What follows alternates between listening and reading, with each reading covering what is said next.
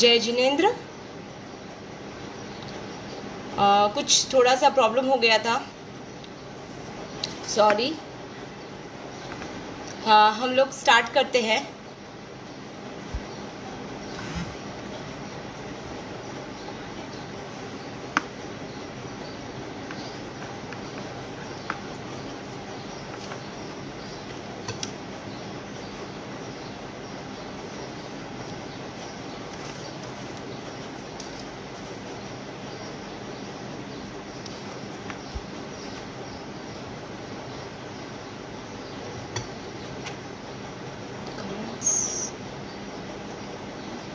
पापा को बुलाया मैंने।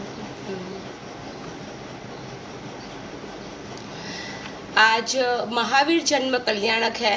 बहुत ही पावन दिन, बहुत ही पवित्र और पावन दिन है। तो मैं बहुत भाग्यशाली मानती हूँ अपने आप को कि मुझे ये दिन मिला लाइव वर्कशॉप के लिए। तो थैंक्स टू मेवाड़ सखी टीम, क्योंकि उनके कारण मुझे ये मौका मिला। तो सबसे पहले मैं आज शायद मैं आशा करती हूँ कि जिसको भी माला दी थी नवकार मंत्र की 1.25 लाख करोड़ की, आज सबने कर ली होगी और शायद सब कर रहे होंगे। तो आइए हम लोग स्टार्ट करते हैं।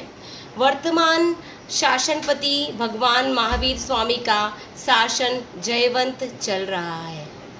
भगवान महावीर की आत्मा भी हमारी तरह एक समय में भव भ्रमण करती थी, लेकिन नैसार के भव में उन्होंने समकित प्राप्त किया और वहाँ से उनका काउंटडाउन बिगिन हुआ।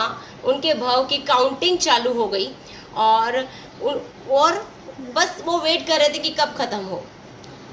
अब उन्होंने ये सब कैसे हुआ? उन्होंने कोई चमत्कार नहीं किया, उन्होंने कोई अवतार नहीं लिया, तो हुआ कैसे? तो ये हुआ पुरुषार्थ के दम पे। ये सब किसी एक जन्म पे डिपेंड नहीं करता, एक जन्मों जन्मों की श्रृंखला होती है जिसके बेसिस पे ये सब होता है। ठीक है, अब उन्होंने क्या किया? उन्होंने अपने कर्मों का क्षय किया। अब कर्मों का क्षय किया कैसे? तो आइए जानते हैं। आज का जो हमारा टॉपिक है वो है कर्मवाद, इसी पे बेस्ड है। तो महावीर स्वामी का स्मरण करते हुए वंदे अरहम वंदे गुरुवरम हम लोग स्टार्ट करते हैं। अब कर्म क्या है? कर्म क्या है? अब कोई बोलेगा, अगर इसका लिटरल मीनिंग मैं देखूं, कर्म मीन्स एक्टिविटी। एक्टिविटी मीन्स कोई भी हम लोग काम कर रहे हैं, उंगली हिलाने से देखिए, या कोई भी मैं एक्टिविटी कर रही हूँ, वो कर्म है। हम जिस क्वालिटी का कर्म करते हैं, जो क्वालिटी का हम लोग कर्म कर रहे हैं, उसकी क्वालिटी, हमारे विचार और भाव कैसे है, वैसे हमारे कर्म होते हैं।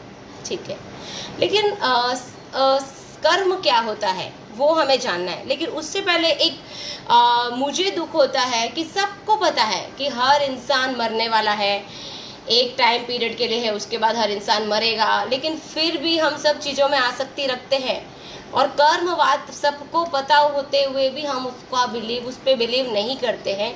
इनफैक्ट सब लोग चारवाक दर्शन को फॉलो करते हैं। चारवाक दर्शन मतलब क्या? चारवाक दर्शन मतलब उनका दर्शन में है, उनका ऐसा था कि जो ये जन्म है, जो दिख रहा है वो ही है। आज कमाओ, खाओ, मौज करो, कल किसने देखा, लोन लेके भी घी खाओ।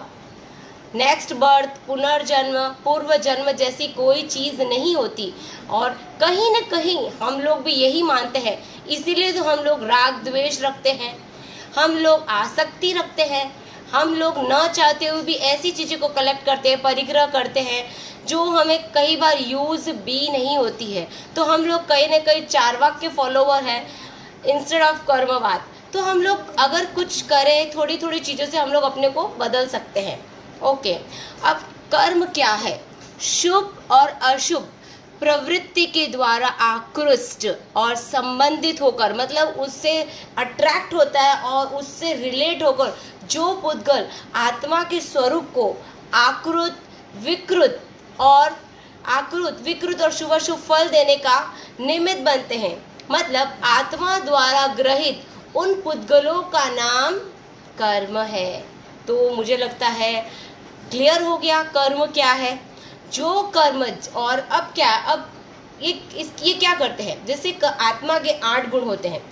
जो कर्म आत्मा के जिस गुण को खराब करता है, आच्छादित करता है, आवृत करता है, विकृत करता है या प्रभावित करता है, उस बेसिस पे उस कर्म का नाम हो जाता है। जैसे उदाहरण के लिए लेंगे हम लोग केवल दर्शन। अब आत्मा का एक गुण है केवल, फर्स्ट गुण है केवल ज्ञान। अगर केवल ज्ञान को अगर कोई कर्म आवृत्त करता है, ओके, तो उसका नाम हो जाएगा ज्ञानावरणीय कर्म। अब केवल दर्शन हमारा आत्मा का दूसरा गुण है, उसको अगर कोई आवृत करता है, आच्छादित करता है, तो उसका नाम हो जाएगा क्या, दर्शनावरणीय कर्म। ठीक है, इस बेसिस पे कर्म बहुत सारे हैं, लेकिन मूल में 8 बताए हुए हैं। मतलब जो जो आत्मा के गुण को आवृत, विकृत या प्रभावित कर रहे हैं, उस बेसिस पे उन कर्मों का नाम हो जाता है। ओके, तो do good things and good things will come to you, very simple. Okay, अब कर्म बंधन के कारण क्या है? हम लोग सोचते हैं कि यार ये मतलब ये क्यों होते हैं कि हमें भुगतना पड़ता है। तो एक डोर है, ठीक है, वो डोर के द्वारा कर्म हमारे अंदर या आत्मा के द्वारा चिपकते हैं। उस कर्म का नाम है आश्रव कर्म। मुझे किसी की कमेंट्स नहीं दिख रही है, तो ओके, मैं दूसरे मोबाइल में चेक करती हूँ। ओके ओके ओके, ठीक है। तो कैसा होता है कर्म बंधन के 5 कारण हैं, 5 मेन कारण हैं। उसे आश्रव कहते हैं। वो डोर है ना, उस डोर का नाम है आश्रव। मिथ्यात्व, अविरति, प्रमाद, कषाय और योग, ये 5 आश्रव है। आश्रव मीन्स डोर, जहाँ से कर्म हमारी आत्मा के साथ चिपकते हैं। ओके, इतना क्लियर हो गया। अब हम लोग देखेंगे कि कर्म होते हैं टोटल 8, 4 घाती और 4 अघाती कर्म। घाती कर्म में जो आत्मा के गुणों का घात करते हैं, वो कौन से कर्म होते हैं जो आत्मा के गुणों का नाश करते हैं? ज्ञानावरणीय, दर्शनावरणीय, मोहनीय और अंतराय, ये 4 कर्म घाती है।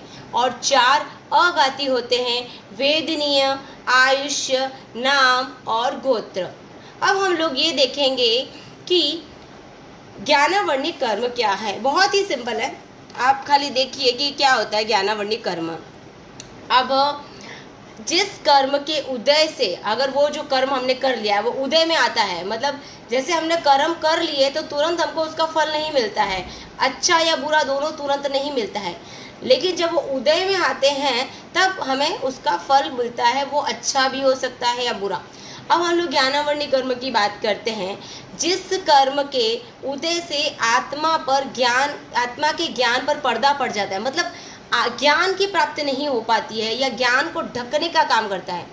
जैसे कि आँख की पट्टी के समान है। आँख की पट्टी, जैसे आँखों के ऊपर पट्टी लग जाती है तो हम लोग कुछ देख नहीं पाते हैं, समझ नहीं पाते हैं, तो उसको ज्ञानावरणीय कर्म कहते हैं। ठीक है, अब आप देखिए कि कोई बच्चा होता है जो थोड़ा सा पढ़ता है और उसे याद हो जाता है, और कोई ऐसा होता है बेचारा सुबह से शाम तक पढ़ता रहता है और इतना पढ़ने के बावजूद भी उसे स्कूल और घर से डांट ही मिलती है। क्योंकि क्या होता है कि वो बोलते हैं कि अरे ये तो बहुत वीक है, या फिर ये मतलब आलसी है, ये पढ़ नहीं रहा है, जबकि वो बच्चा निरंतर मेहनत कर रहा है, उतने ही इतने एफर्ट्स ले रहा है, इतनी मेहनत कर रहा है कि वो पढ़ सके, लेकिन फिर भी उसे याद नहीं होता है। और कोई किसी ने संस्कृत, जैसे संस्कृत काफ़ी डिफ़िकल्ट है, उसको एक डॉट भी आप इधर उधर नहीं कर सकते हो, तो कोई बच्चे ऐसे भी होते हैं कि खाली एक बार संस्कृत के श्लोक पढ़ते हैं और उन्हें याद हो जाता है। तो ये क्या है कि जब ज्ञानावरणीय कर्म का जब उदय में आता है तो हम लोग ये चीज़ फेस करते हैं कि हमें कुछ याद नहीं होता है, ज्ञान पट्टी बन जाती है, ज्ञान को हम लोग प्राप्त नहीं कर पाते हैं। तो सबसे पहले क्या होता है कि, और हमने ये भी देखा कि बहुत ऐसे होते हैं कि अरे बचपन में तो कितना बुद्धू था और फिर अचानक ऐसे इतना ये हो गया।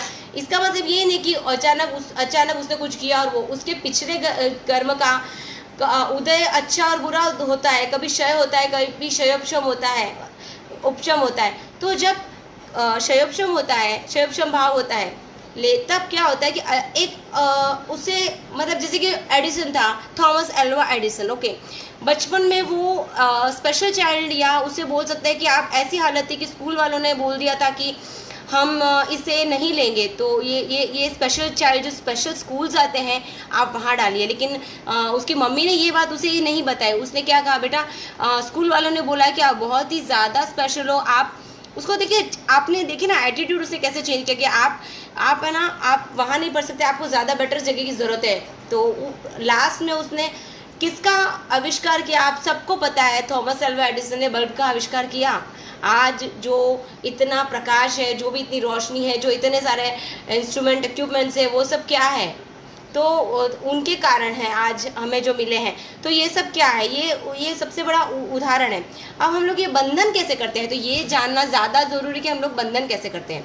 कोई भी ज्ञान या ज्ञानी जो ज्ञान दे रहा है, टीचर्स या कोई भी तरह का ज्ञान, हम उसकी आशातना करते हैं, अवहेलना करते हैं, इंसल्ट करते हैं, विरोध करते हैं या अविनय करते हैं, अविनय आशातना, इंसल्ट करते हैं या जेलसी करते हैं, तो इसके कारण क्या होता है कि हम लोग हमने इंसल्ट की। जैसे टीचर्स आजकल बहुत कॉमन हो गया कि बच्चों में एक ट्रेंड है, टीचर्स के पेट नेम, निक नेम रख देते हैं, तो और उस नाम से उसे बुलाते हैं कि अरे मोटा आ गया ये। तो यहाँ आप कहीं ना कहीं कर्मों का, ज्ञानावर्णी कर्म का बंद कर रहे हो, ठीक है। सेकंड बंद होता है कि आपने घर में जैसे भाया वगैरह रखते हैं, बच्चे छोटे चाइल्ड लेबर करवाते हैं, जहाँ उसकी पढ़ने की उम्र है, ज्ञान पाने की उम्र है, उस टाइम में वो किसी के घर में काम कर रहा है, और जब वो बोलता है कि मुझे भी पढ़ना है, तब वहाँ उसे बोला जाता है पहले तू काम कर। आपने उसके ज्ञान प्राप्त करने में विघ्न डाला, आपने उसकी प्राप्ति नहीं होने दी, ज्ञान प्राप्ति की होने की। तो इसके कारण भी आप कहीं ना कहीं ज्ञानावर्णी कर्म का बंद करे हो। बिना रीज़न आप पेपर फाड़ते हो, पेपर को जला देते हो, या फिर आजकल एक और ट्रेंड हो गया कि हाथों में जब कोई तपस्या करता है तो नवकार मंत्र यहाँ हाथों में लिखे जाते हैं। तो आप सोच सकते हो किस लेवल तक मैं, अगर हाथों में नवकार मंत्र, हम इस हाथ से क्या नहीं करते, मुझे बोलने की ज़रूरत नहीं है, तो उस हाथों से फिर आप कुछ काम करते हो, तो वो जो शब्द घिसते हैं उस पर लिखे हुए पवित्र मंत्र, उसके ऊपर नवकार मंत्र लिखते हैं, शब्द लिखते हैं, और उसके बाद हम लोग क्या कहते हैं, तो कितनी अविनय आशातना हम करते हैं। बात कितनी छोटी है, लेकिन हम लोग कितने कर्मों का बंधन कर देते हैं इसके कारण। और उसके बाद है कि एक और है कि हम लोग कैसे क्या करें कि बंधन नहीं हो। कोई भी ज्ञान देने वाला है, टीचर्स है, हम उनके साथ आर्ग्यूमेंट नहीं करें, वो जैसे बोले उनको फॉलो करें। अगर हमें कहीं से भी ज्ञान प्राप्त हो रहा है तो विनय से स्वीकार करें, जेलसी नहीं हो किसी के प्रति, हम लोग आर्ग्यूमेंट नहीं करें, द्वेष नहीं रखें। कई बार ऐसा होता है एक को दूसरे से द्वेष होता है, ये ज्ञान गलत है, ये ज्ञान ही गलत है, तो ये नहीं करें। जो 5 महाव्रती है हम उनसे भी आर्ग्यूमेंट करते हैं बहुत लोग, नहीं आपने ये गलत बोला, ये हमको आर्ग्यूमेंट नहीं करना है। ज्ञानी के प्रति आशातना, अविनय, द्वेष, विरोध, ये सब करने से, और कोई ज्ञान प्राप्त कर रहा है तो प्लीज़ उसको आप रोके नहीं। आप कोई बच्चा पढ़ रहा है या कोई लेडी पढ़ रही है, उसको बोलेंगे चाहे पहले गैस बंद कर दे, फिर वो बच्चा फिर पढ़ने बैठता है, चाहे दरवाज़ा बंद करके आ, तो आप कहीं ना कहीं विघ्न डाल रहे हो, तो उसे प्रॉब्लम होगी। तो आपको किसी के ज्ञान प्राप्त करने में विघ्न नहीं डालना है। आपको पैरों में बुक्स आ जाए वो ध्यान रखो, पेपर वेस्ट ऐसे जलाओ मत, किसी का विरोध मत करो, ये सब है। अभी आप देखोगे कि अगर विनय रखो, अगर विनय रहेगा तो विजन रहेगा, विजन रहेगा तो ज्ञान मिलेगा, और ज्ञान मिलेगा तो सक्सेस मिलेगा। ये बात आपको बहुत अच्छे से ध्यान रखनी है, और हमेशा टीचर्स का रिस्पेक्ट करना है। ओके, सेकंड अपना है कि दर्शनावर्णी ज्ञान। दर्शनावर्णी ज्ञान क्या होता है? दर्शनावर्णी क्या होता है? जिस तरह एक प्रहरी होता है, ठीक है, बॉडी वॉचमैन, वो जैसे कि अब हम लोग राजा के दर्शन करने के लिए जा रहे हैं और वो प्रहरी हमें रोक देता है, ठीक है, तो वो भी एक प्रहरी के समान है। दर्शनावर्णी कर्म, आँख मतलब वो हमें रोक रहा है, हमें देखने नहीं दे रहा। जहाँ हमारा देखना हमें नहीं मिलता है वो है दर्शनावर्णी कर्म का उदय। ओके, अब ये कैसे होता है? अगर हमने कोई दर्शन या दर्शनी के प्रति द्वेष रखा, विरोध किया, आशातना की, तो हमें दर्शनावर्णी कर्म का उदय होता है। अब कैसे पता चलेगा कि हमारा उदय है? देखो, अगर आप मंदिर जा रहे हो या किधर जा रहे हो दर्शन करने के, आपको दर्शन करने नहीं मिलते हैं। और एक सबसे बड़ा बताऊं, प्रवचन आप जब कितनी बार लोग देखते हैं प्रवचन में बैठते हैं और प्रवचन में बैठे बैठे ही सो जाते हैं। तो ये जो नींद आती है प्रवचन में, ये दर्शनावर्णीय कर्म का उदय है। और बहुत ऐसा है कि बहुत ज़्यादा नींद आती है, बहुत देर तक नींद आती है। ये जो बहुत नींद आती है, अब बच्चों को हम लोग डांटते हैं तो कितना सोता है, ये दर्शनावर्णी कर्म के उदय है। ओवर ही नींद आती है उन्हें, ज्ञान, हम लोग कुछ इंपॉर्टेंट बात कर रहे हैं और सो जाते हैं। मैंने कभी कभी ऐसा भी देखा है कि जैसे स्तवन या हम लोग गीतिका की प्रैक्टिस करते हैं, उसमें भी झपकी लग जाती है, तो वो जो झपकी आना है वो उसका दोष नहीं है, वो दर्शनावर्णी कर्म का उदय है। ओके, अब नेक्स्ट क्या होता है कि नींद में जो हम लोग चलते हैं वो भी दर्शनावर्णी कर्म का उदय है। और अगर आपका दर्शनावर्णी कर्म बहुत गाढ़ है तो आप नींद में किसी का ऐसे कुकर्म कर देते हैं, जैसे मर्डर जैसे काम करते हो और आपको याद भी नहीं रहता, ये भी दर्शनावर्णी कर्म का उदय है। तो क्या करना है कि दर्शन, कोई भी दर्शन है या दर्शनीय है जो उसकी अवहेलना नहीं करनी है, हाँ, ताकि हम लोग इस कर्म का बंधन नहीं करें। अब तीसरा, 2 हो गए, हमने 4 घाती कर्म है, ज्ञानावर्णीय, दर्शनावर्णीय। तीसरा हमारा घाती कर्म है मोहनीय कर्म। अब क्या है कि कर्मों का राजा है मोहनीय कर्म। अगर आपने मोहनीय कर्म को समझ लिया, मतलब आपने सब कर्मों को समझ लिया। जब तक आप मोहनीय कर्म को नहीं समझोगे तो आप कुछ भी नहीं समझोगे। ओके, तो मोहनीय कर्म क्या है? मोहनीय कर्म, मोह is derived from a word मोह। ओके, मोह मीन्स अटैचमेंट। अटैचमेंट मतलब आसक्ति। किससे अटैचमेंट? आपको किसी से भी अटैचमेंट अगर आपको होती है, वो रुपया, पैसा या मेटेरियलिस्टिक वर्ल्ड में किसी के साथ, इवन रिलेशनशिप, ठीक है, ये रिलेशनशिप या किसी भी चीज़ से अगर आप ज़्यादा अटैचमेंट है तो वो है मोहनीय कर्म का उदय। वो आप मोह के बंधन बांध रहे हो। और आपको पता है ये एक सेना, अब मैं आपको बताऊं कि आगमों में इसको एक सेनापति की उपमा दी गई है। सेनापति जैसे कि एक सेना है, उसका सेनापति है, ठीक है। सेनापति अगर मर जाता है तो वो समझो वो सेना हार गई, और बाकी जितने भी जो भी क्या बोलते सोल्जर्स हैं वो सब इधर उधर हो जाते हैं, ठीक है। तो एक सेनापति के मरने से उनकी हार निश्चित है। ठीक उसी तरह इसको भी सेनापति की उपमा दी गई है। अब सेनापति मतलब अगर मोहनीय कर्म अगर आप उसका क्षय कर देते हैं तो बाकी के जितने कर्म हैं वो अपने आप क्षय हो जाते हैं, ऑटोमेटिकली खत्म हो जाते हैं। ओके, अब मोहनीय कर्म सबसे इम्पोर्टेंट है। अगर हमने उसे क्षय किया, और जो भव भ्रमण का हेतु है, जिसके कारण भव भ्रमण होता है, हम लोग एक जगह से दूसरी जगह से हम लोग नए कभी तिर्यंश में, कभी नरक में, कभी मनुष्य गति, ऐसे हम लोग भटकते रहते हैं। तो इन सब का कारण है मोहनीय कर्म। मोहनीय कर्म मीन्स राग और द्वेष। हमने किसी से अटैचमेंट रखा या डिटैचमेंट, दोनों ही मोहनीय कर्म हैं, ठीक है। अब कैसा होता है कि इसको अल्कोहल, शराब, इसको शराब की उपमा भी दी गई है।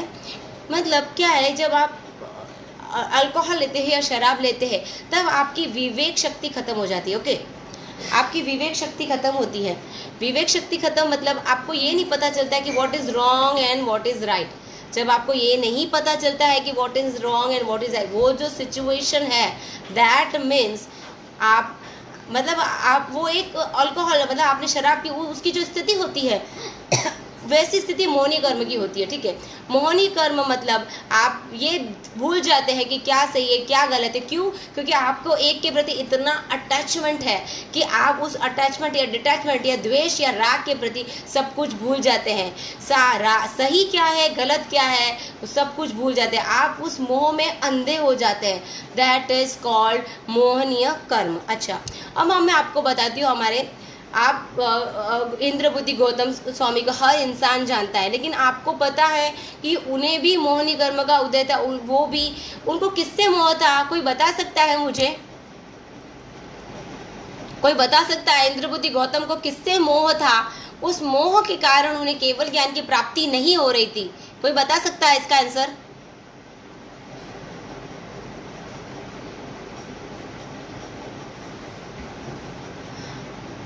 मुझे लगता है बहुत इजी आंसर है। हेतल धर्मेश जी, आपका आंसर एकदम सही है। उनको वेरी गुड हेतल जी। भगवान महावीर के साथ उन्हें इतना मोह था कि हाँ। रश्मि जी आपका भी राइट है। नसरीन जी सॉरी उनका भी राइट है। पायल जी आपका भी राइट है। रेखा जी आपका भी राइट है। तो थैंक यू सो मच, बहुत अच्छे आंसर्स दे रहे हो आप, एकदम सही। जब उनको एक भगवान महावीर स्वामी के में इतना मोह था, जब आप कर्म जब तक क्षय नहीं होते आपको केवल ज्ञान की प्राप्ति नहीं होती है। तो उनको इतना अटैचमेंट था, इतना मोह था कि उन्हें प्राप्ति नहीं हो रही थी, और जब वो छूटा तब उन्हें केवल ज्ञान की प्राप्ति हुई। अच्छा, एक और उदाहरण है नेम राजुल। नेम राजुल के बारे में आप, हाँ भावना जी कोठारी, चंद्र प्रकाश जी जैन, थैंक यू सो, एकदम सही जवाब है आपका। तो मैं बोलूँगी कि नेम राजू जो थे वो भी, उनको भी 9 भव तक एक दूसरे के साथ राग था। वो राग इतना था कि उन्हें मतलब उन्हें केवल ज्ञान और की प्राप्ति नहीं हो रही थी। तो ये अटैचमेंट, द्वेष और राग, ऐसे नहीं कि सिर्फ मोह मीन्स अटैचमेंट ही होता है। आप राग और द्वेष अगर आप दोनों में लिप्त हैं या दोनों में आप जुड़े हुए हो तो फिर आपको क्या होता है कि आप सम्यक दर्शनी नहीं हो पाते हैं, आपको सही चीज़ें नहीं दिखती है। ओके ठीक है। अब एक और मिलता है कि रामायण में हम देखते हैं कि केकई का उदाहरण। केकई ने भरत से इतना अटैचमेंट था उसको कि उसने क्या किया कि राम को 14 वर्ष का वनवास दे दिया। ठीक है।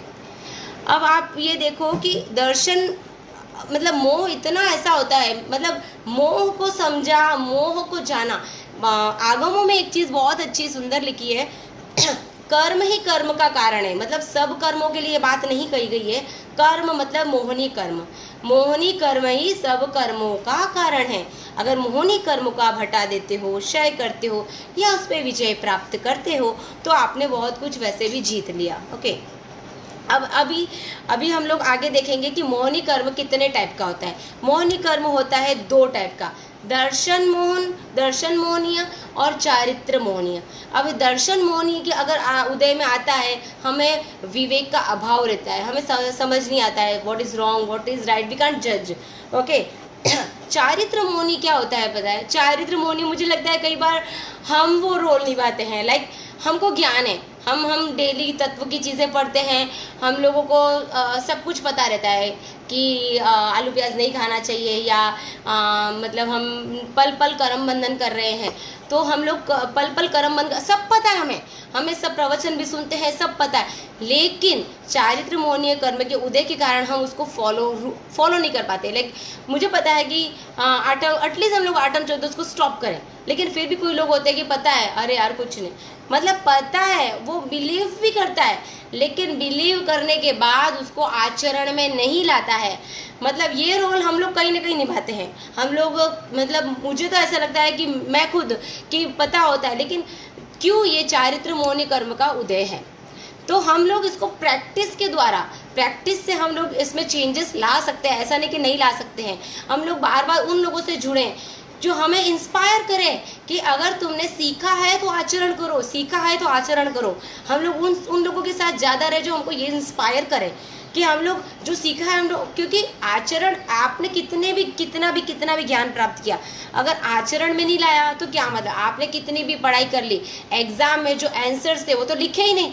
अगर आपने आंसर्स लिखे ही नहीं हैं, आपको कितना भी नॉलेज हो, आपके रिजल्ट की शीट में तो 0 ही होगा, राइट।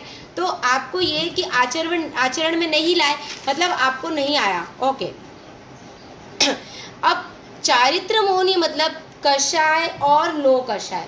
अब कषाय मतलब ये क्या होता है? कषाय नो कषाय मतलब क्रोध मान माया लोभ। मुझे पता है कि कषाय अधिकतर सबको पता है। कषाय मीन्स क्रोध मान माया लोभ, सबको पता है। इन चारों का मीनिंग मुझे इतना डिटेल में जाने की ज़रूरत नहीं है। ओके। तो अभी मुझे ये बोलना है कि कषाय अगर है तो अगर ये कैसा है, अगर ये बहुत कम है ज़्यादा है, इस बेसिस पे आपकी गति भी होती है, जैसे नरक गति, तिर्यंश गति, मनुष्य गति और देव गति। ठीक है। अब आप इस बेसिस पे आप जाओगे कि आपकी गति कौन सी है। अच्छा, मैं आपको एक बहुत इजी उदाहरण देती हूँ कि कोई लोग होते हैं जो बोलते हैं मेरा घर मेरा परिवार, मेरा ज्ञान, मैंने किया है, मैं नहीं करता तो नहीं होता था, ये तो मैं था इसीलिए हुआ। तो एटलीस्ट और कुछ नहीं करो तो ये जो मैं है इसको हटा दो, क्योंकि मैंने खुद एक्सपीरियंस किया है कि कहीं ना कहीं लोग सामने वाला, अगर आप नहीं भी बोलते हो कि मैंने किया, अगर आप सही हो तो वो क्रेडिट मिलता है, लेकिन हम लोग क्रेडिट के लिए भी क्यों जिए? हमको क्यों क्रेडिट चाहिए? हमेशा क्यों क्रेडिट चाहिए?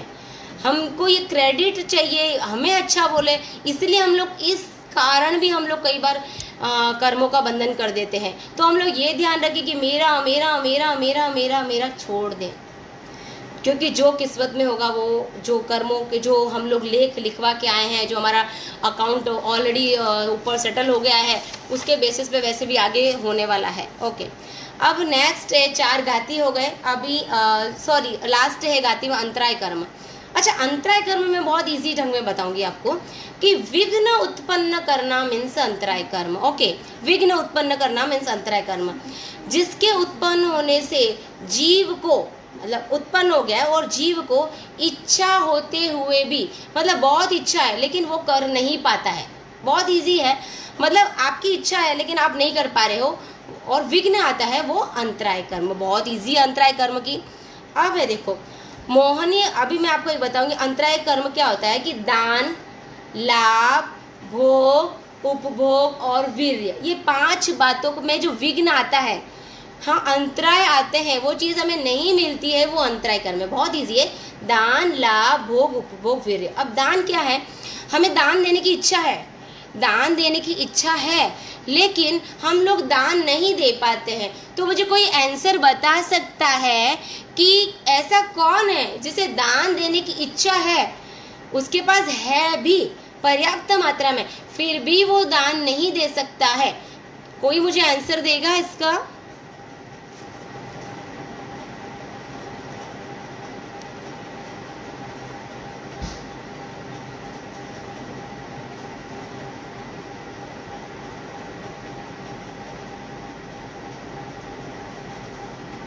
ओके, आगे बढ़ते हैं।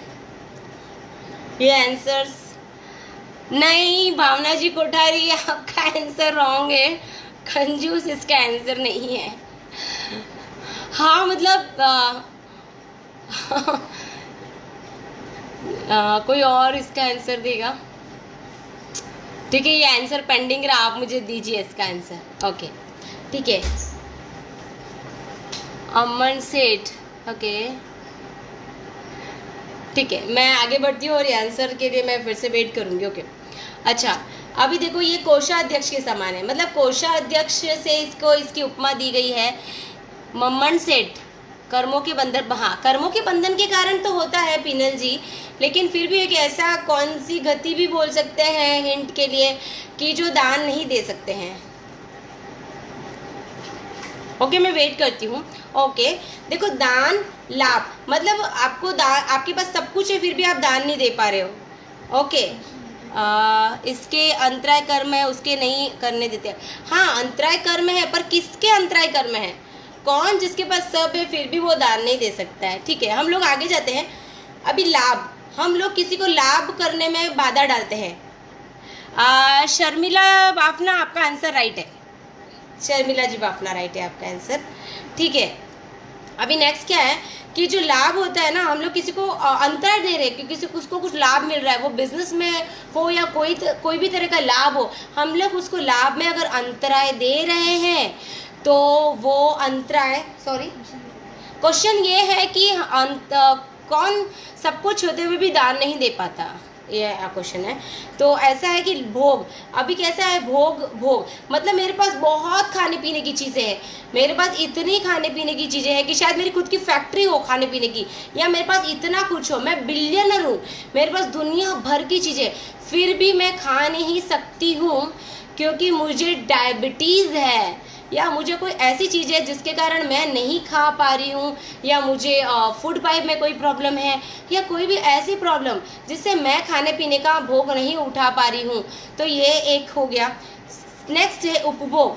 आपके पास इतने कपड़े हैं, इतनी ज्वेलरी है, आप वर्ल्ड के टॉप बिलियनर मिलियनर में हो, उसके बाद भी आप कपड़े नहीं, अच्छे कपड़े जो पर्टिकुलर आपको जो पसंद है वो नहीं पहन पा रहे हो, या आपको कोई एलर्जी होती है, या आपकी बॉडी को सूट नहीं होते हैं, तो ऐसी हालत में क्या होता है कि आप उस चीज़ का आप अंतराय आते हैं कि आप वो चीज़ नहीं यूज़ कर सकते हो, राइट।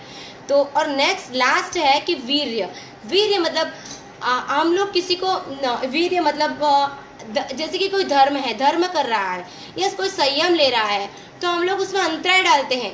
कोई माला गिन रहा है, जैसे आप सो रहे हो, ठीक है, आप सो रहे हो और बाजू में कोई माला गिन रहा है और वो गिन रहा है ओम महावीर स्वामी नमः महावीर, वो इतनी ज़ोर से गिन रहा है और आप चिल्लाते हो, अरे रुक ना यार, क्या कर रहा है, मुझे सोने नहीं दे रहा है तू।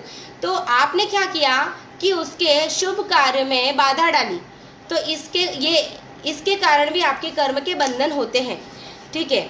अब आपको ऐसा है कि बहुत ज़्यादा सब कुछ है, धन दौलत पैसा वैसा रुपया सब है, आप भोग नहीं पाते हो, दान नहीं दे पाते हो, लाभ नहीं मिल रहा है, ये सब अंतराय कर्म के कारण है।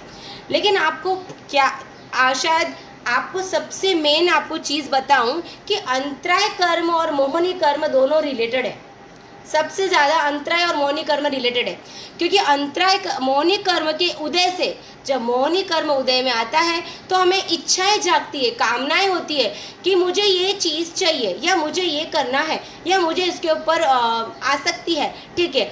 एक कामना उत्पन्न हुई और वो कामना की पूर्ति नहीं होना और उस पूर्ति का अभाव अंतराय कर्म है। आप समझे, मतलब मोहनी कर्म का उदय है, मोहनी कर्म के कारण में मुझे कोई चीज़ की आसक्ति हुई, मुझे ये चाहिए, तो मैंने क्या किया, मुझे आसक्ति हुई कि मैं यूरोप का ट्रिप करूं और यूरोप का ट्रिप मुझे करना है, तो मैंने क्या किया, लेकिन लेकिन मुझे नहीं मिल पाना, मुझे टिकट्स नहीं मिले, मुझे जैसे कोरोना के कारण एक दोस्त से दूसरी कंट्री में नहीं जा सकते हैं, जैसे कि बहुत सारे लोगों के लास्ट ईयर टिकट्स कैंसिल करने पड़े थे, तो वो अंतराय कर्म का उदय है। मतलब आपके पास है और आप भोग नहीं उठा पा रहे, मतलब मोहनी कर्म के उदय से कामना होती है और कामना की पूर्ति के अभाव में अंतराय कर्म होता है। ओके, तो अभी जैसे कि सेठ है, बहुत रिच है, उसको वो सब खा सकता है लेकिन फिर भी नहीं खाता है, क्यों? मोहनी कर्म का अंतराय कर्म का उदय है। नेक्स्ट हमारे 4 अघाती कर्म है। सबसे फर्स्ट है वेदनीय कर्म। वेदनीय कर्म मतलब क्या? सुख और दुख की अनुभूति जो है ना, अनुभूति का जो निमित्त है वो वेदनीय कर्म है। अब वो 2 होते हैं, साता वेदनीय, असाता वेदनीय। अब साता वेदनीय, आप ध्यान से सुनिए कि साता वेदनीय हमको कैसे पता चलेगा कि ये असाता वेदनीय। उसको असाता वेदनीय आप देखोगे, अधिकतर किसी को हेडेक होता है, आज हेडेक हुआ, कल बैक पेन होता है, परसों फिर हेडेक होता है, फिर उसको थ्रोट में प्रॉब्लम हो जाती है, या उसको डेली कुछ भी है, वो असाता वेदनीय कर्म का उदय है।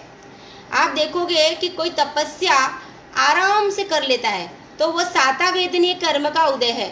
और तपस्या, जैसे मैं उपवास करती हूँ तो मुझे मेरे फ्रेंड्स पूछते हैं कई वो आज तारे बेलो तेलो है, तो मैं बोलती हूँ नहीं मेरा बेला तेला नहीं, अभी तो मेरा उपवास भी स्टार्ट नहीं हुआ है। और मेरी कुछ फ्रेंड्स ऐसी है जो 28 के दिन भी घर का सारा काम कर लेती है, तो उन्हें साता वेदनीय कर्म का उदय है और मुझे असाता वेदनीय कर्म का उदय है।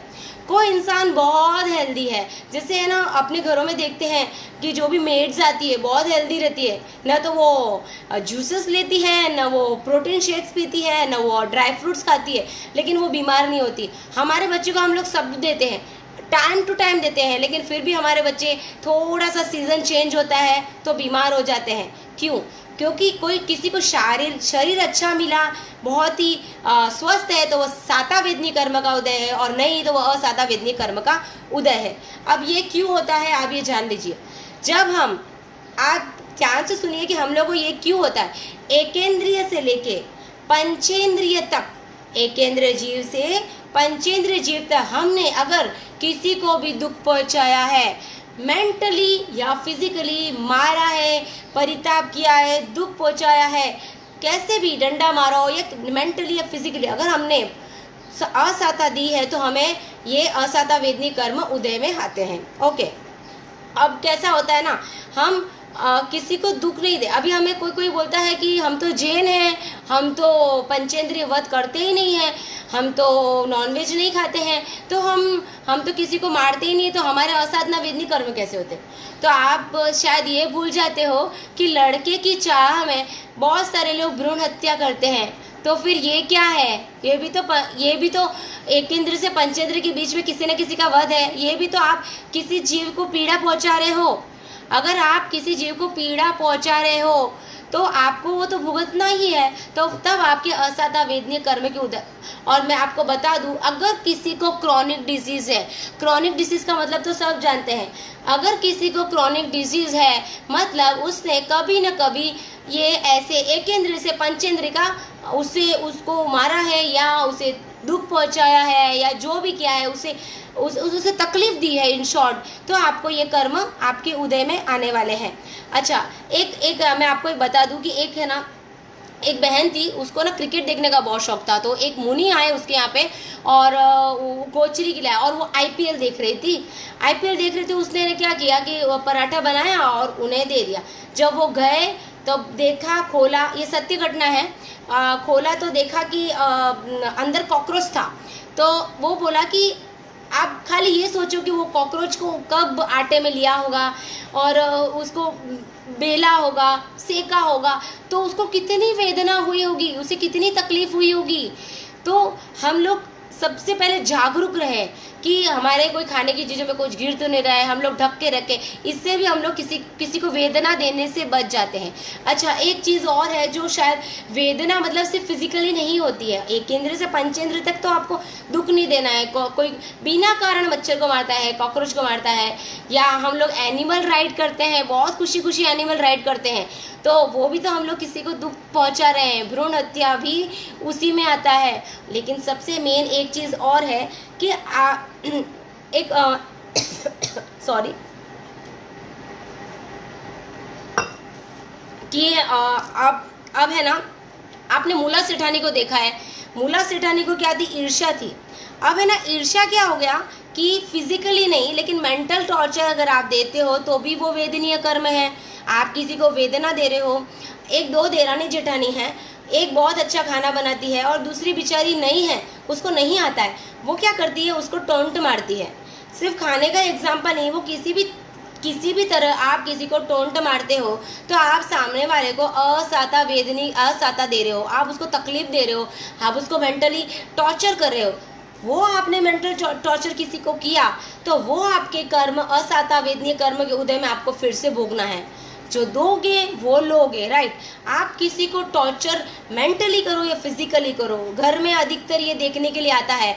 बहुत सारे हम लोग कंपटीशन में लग जाते हैं। हम किसी को जब प्रूव करने की कोशिश करते हैं ना कि मैं सबसे बेस्ट हूँ, इसमें हम लोग बहुत सारी गलतियाँ कर लेते हैं। हमें क्यों प्रूव करना है? प्रूव करना है तो हम लोग ऊपर हमारे कर्मों को क्षय करो, उसी में कॉन्सेंट्रेट करें, मुझे ऐसा लगता है। ओके, अभी मूला सेठानी का और खंदक मुनि की आपको स्टोरी पता है। मूला सेठानी को कितनी उस पर ईर्ष्या थी कि उसने उसके बाल कटवा दिए, तो उसने वेदना दी। वो वेदना कहीं ना कहीं फिर से हमें रिटर्न भोगनी पड़ती है। ये हो गया सात। अभी हमें क्या नहीं करना चाहिए, हम लोग किसी को एक केंद्र से पंचेंद्र को दुख नहीं दे, हम लोग किसी को टॉर्चर नहीं करें, वो मेंटली हो या फिजिकली हो, ठीक है। और जो अच्छा होगा उसका असाता वेदनी होगी, उसका शरीर भी अच्छा होगा, उसकी आवाज़ भी मधुर होगी, बॉडी भी उसकी बहुत अच्छी होगी, ठीक है। ये साता और असाता वेदनी कर्म है। नेक्स्ट हमारा आता है आयुष्य कर्म। अब आयुष्य कर्म को बोला है बेड़ी के समान।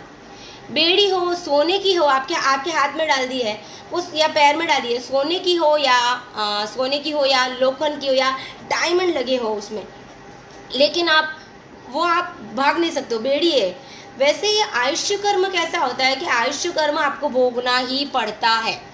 सबसे इम्पोर्टेंट बात ये है कि जितने कर्म हैं, जितने वो सब करोड़ों करोड़ों करोड़ों बार होते हैं, उनका बंध होता है, पर आयुष्य कर्म का बंध एक बार होता है।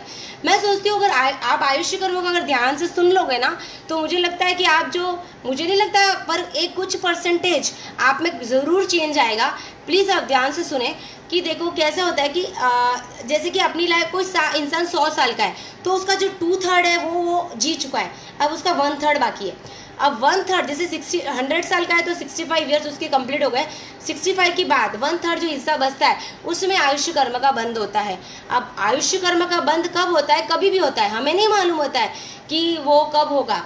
जैसे कि आपने 65 ईयर्स तक तो बहुत दान पुण्य अच्छे कर्म किए आपने, लेकिन जब वो बंधन में आप हो ना, जब आप आयुष्य कर्म का बंधन आता है और उस समय आपकी स्थिति कैसी, आपकी मनोदशा क्या है, आप क्या कर्म कर रहे हो, उस एक अंतर मुहूर्त में डिसाइड हो जाता है आपका आयुष्य कर्म, नेक्स्ट बर्थ। तो आपको उस पल में हमेशा अच्छे से रहना है, मतलब आपको जागरूक रहना है, आपको कोई भी कषाय में नहीं रहना है, ठीक है। अब सबसे मेन इंपॉर्टेंट बात, तो अपने को तो यही नहीं पता है हम कितने साल जीने वाले हैं, तो हमको तो यही नहीं पता कि हमारा 1/3 हिस्सा कौन सा है। मतलब भगवान ने क्या कहा कि एक क्षण भी बर्बाद मत करो, एक क्षण भी आप वेस्ट मत करो, हर पल जागरूक हो, क्योंकि आयुष्य का बंध कभी भी होगा।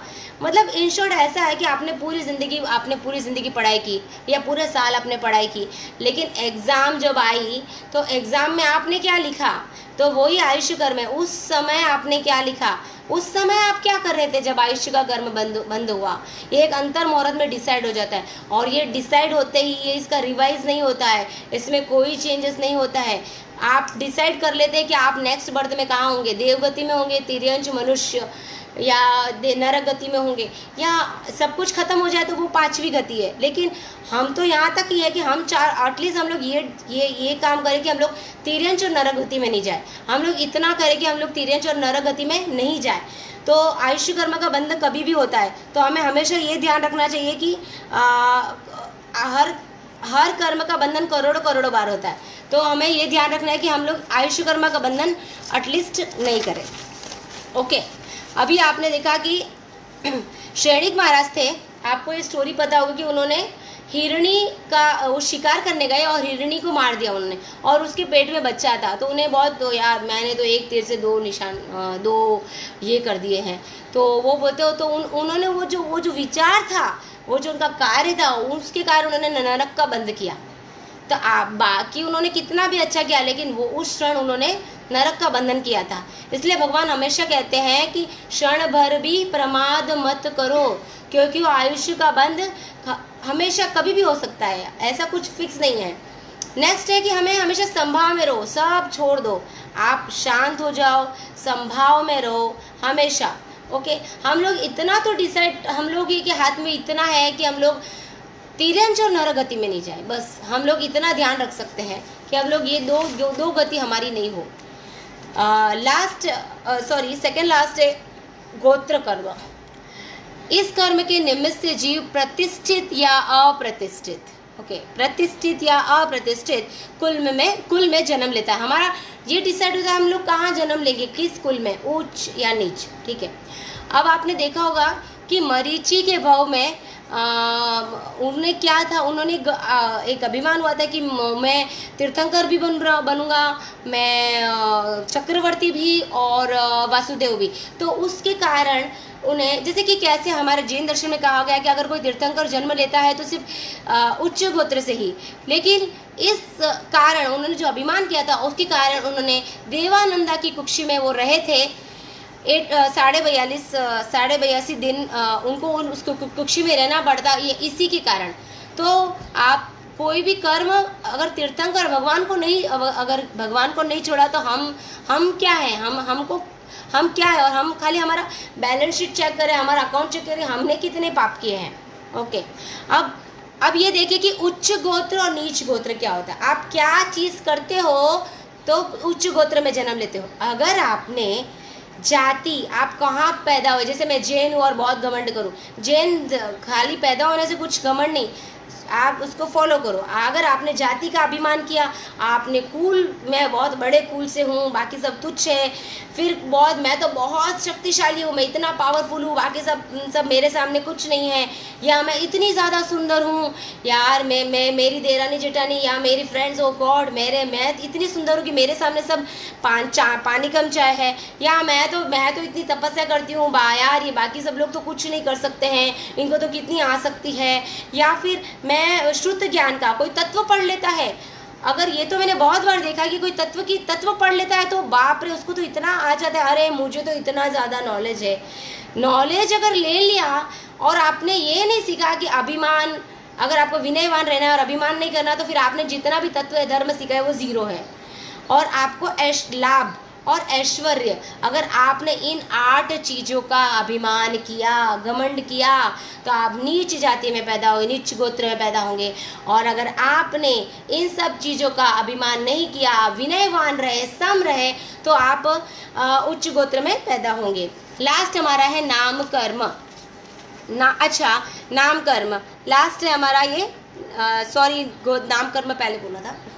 जिस कर्म के निमित्त से जीव को शरीर आदि का निर्माण मिलता है, ओके, वह नाम कर्म है। वह 2 होता है, शुभ नाम कर्म और अशुभ नाम कर्म। अभी अगर हम लोग काया की बहुत हम लोग काया से बहुत सरल है, हमारी भाषा भी बहुत सरल है, कोई ऐसे कर्कश शब्द नहीं वापर रहे हैं, या मन हमारा बहुत निर्मल है, बहुत सॉफ्ट है, ठीक है, जो हो रहा है हम लोग लेट कर रहे हैं, या फिर हम लोग झगड़ों से दूर रहे हैं। कोई झगड़ा कर रहा है तो कोई तो खास, जैसे चलते चलते कैसे रोड में 2 लोग तो बहुत सारे लोग स्पेशल कार या गाड़ी पार्क करके आराम से झगड़ा देखते, और फिर आजू बाजू वाले से पूछते, अरे एक्चुअली क्या हुआ, अरे झगड़ा क्यों हुआ, तो हम लोग उसमें बहुत इंटरेस्ट लेते हैं। और उसके बाद उन सब चीज़ों से दूर रहना। जैसे कि अभी अशुभ नाम कर्म का बंधन क्यों होता है, क्योंकि हम लोग क्या करते हैं कि बोलते कुछ है, करते कुछ और है, तो इससे अशुभ नाम कर्म का बंधन होता है। कथनी करने की असमानता से अशुभ नाम कर्म का बंध होता है। मैं बोल रही हूँ कि मैं जा रही हूँ, मैं तो ये कर रही हूँ और मैं कर कुछ और रहती हूँ, और मैंने झूठ बोला, कथनी करने में अगर समानता नहीं रही तो अशुभ नाम कर्म का बंध होता है। तो एटलीस्ट हम लोग ये तो कर ही सकते हैं। नेक्स्ट, अब मेरा क्वेश्चन ये है कि 24 तीर्थंकर में से सबसे स्ट्रॉन्ग नाम कर्म किस तीर्थंकर का है?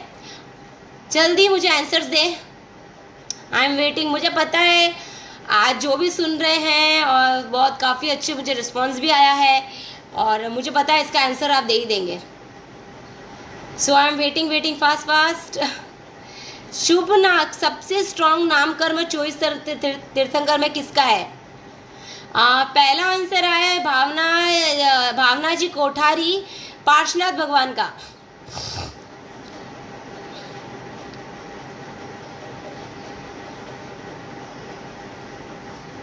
पीनल हितेश जी, भावना जी,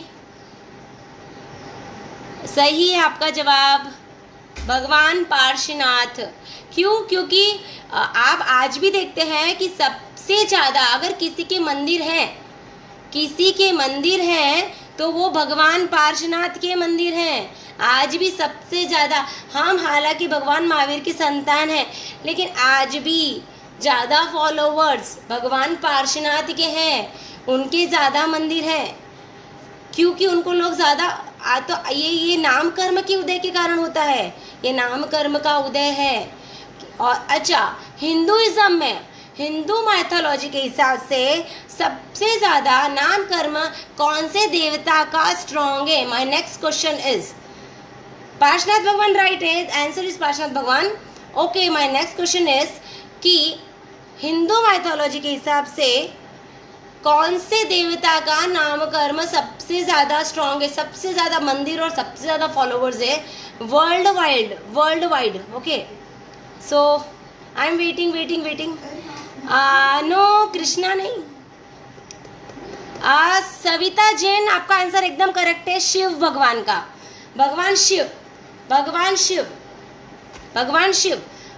पार्श्वनाथ भगवान और भगवान शिव का नाम कर्म काफ़ी ज़्यादा स्ट्रॉन्ग है। ओके, तो किसी को पता है पार्श्वनाथ भगवान का क्यों नाम कर्म स्ट्रॉन्ग है? आप मुझे पर्सनली भी लिख के भेज सकते हैं। नहीं भगवान पायल जी, भगवान राम नहीं, भगवान शिव। रीना जी जैन आपका सवाल राइट है। संदीप जी जैन राइट है आपका सवाल, आंसर, सॉरी सवाल नहीं। ओके, तो बहुत अच्छा मैं आपको एक बात बोलना चाहूँगी कि मेरे सेशन से मैंने आज उससे पहले मैं आपको बता दूं कि ये जो 8 कर्म का बंधन हो जाता है उसको क्षय करने के 2 है, संवर और निर्जरा। ठीक है, हमें क्या करना है? संवर और निर्जरा क्या होता है? जो ऑलरेडी कर्म किए हैं उन्हें तोड़ना और जो आने का वाले कर्म है उन्हें रोकना, सिंपल लैंग्वेज है। तो जैसे कि अनशन, उनोदरी, भिक्षाचरी, रस परित्याग, काया क्लेश, विनय, व्यावृत्त, ये सब मतलब हम लोग स्वाध्याय करें, तपस्या करें, हम लोग ध्यान करें, हम लोग राग द्वेष नहीं रखें, हम लोग कोई भी स्थिति में सम रहें। ओके, जैसे ज्ञानावर्ण कर्म में आपको क्या बताया था, हम लोग को चार्वाक के फॉलोवर्स नहीं बनना है। ओके, तो अब मैं एक बोलना चाहूँगी और एक चीज़ है, do good things and good things will come to you, simple. तो मेरे ये सेशन से अगर आपने मेरी इस कोई भी चीज़ को अगर फॉलो किया है या आप फॉलो करने वाले हो या मेरी कोई चीज़ अच्छी लगी आपको, भावना जी कोठारी, हाँ राइट भावना जी राइट। तो आपको क्या करना है, मेरी इससे अगर आप कुछ भी फॉलो करते हैं या आपके बच्चों में कोई भी चेंजेस आता है तो आप सुंदर शब्दों में मुझे अपना एक्सपीरियंस मेरे सेशन पे बेस्ड मेरे पर्सनल नंबर पे शेयर करें। जो फर्स्ट 5 अच्छे एक्सपीरियंस आप प्लीज़ ऐसे ही मत लिखिए, आपको रियल में कुछ लगा कि हाँ मेरे में चेंजेस आएगा या ये मैं चेंजेस करूँगा या मेरे बच्चे में चेंजेस आया। मतलब मैंने बहुत सारी चीज़ें समझाई कि छोटी छोटी चीज़ों से कहाँ से कर्म बंधन होते हैं। तो हमने अगर 2 या 3 चीज़ भी की तो आप मुझे मेरे पर्सनल नंबर पे आप अपने वर्ड्स में या जिसने ये किया है उनका नाम लिख के मुझे भेजिए। हम लोग मेवाड़ सखी पेज पे, तो हमारा तो मेन मेवाड़ सखी पेज और हमारा दोनों का तो एक ही इंटेंशन है कि धर्म की प्रभाव ना करें, हम लोग धर्म की दलाली करें। तो अगर उस दलाली या प्रभावना से अगर किसी में कुछ भी परिवर्तन आता है तो आप मुझे मेरे पेज पे मैं मेरे पेज पे तो अपलोड करूँगी ही, प्लस मैं मेरे फ्रेंड्स पे या फिर मेवाड़ सखी अगर अलाउ करती है या मेवाड़ सखी पे पेज पे हम लोग अपलोड करेंगे आपके वर्ड्स जो आपने एक्सपीरियंस किया। और सबसे मेन बात, मैं छदमस्त हूँ, आपकी तरह ही हूँ, तो हो सकता है मेरे शब्द कुछ ऊपर नीचे हो गए हों, कुछ वर्ड्स ऊपर नीचे हो गए हों या मैं अपना मैसेज अच्छे से कन्वे नहीं कर पाई हूँ, तो मैं हाथ जोड़ के आपसे क्षमा याचना करती हूँ। मिच्छामि दुग्गड़म। और आप सभी को महावीर जन्म कल्याण की बहुत बहुत शुभकामनाएं और ओली जी की सबको सुख साता। ठीक है, तो आई थिंक I guess